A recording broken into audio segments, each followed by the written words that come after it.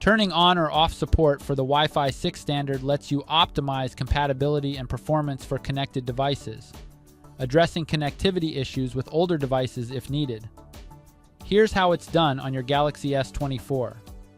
First, tap the home button to return to the home screen.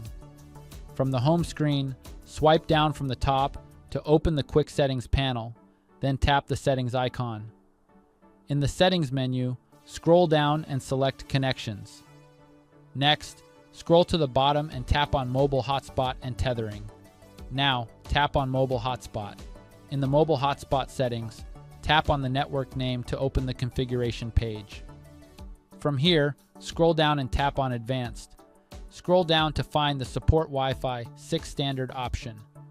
Use the toggle switch to turn it on or off, depending on your preference. Keep in mind that some devices may not support the Wi-Fi 6 standard and could face connectivity issues.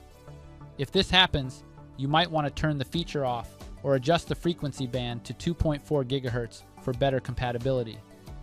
Once you've made your changes, tap Save to apply them. And that's it. Tap the Home button to return to the home screen. Thank you for watching. Don't forget to subscribe to our channel for more helpful tips and tutorials.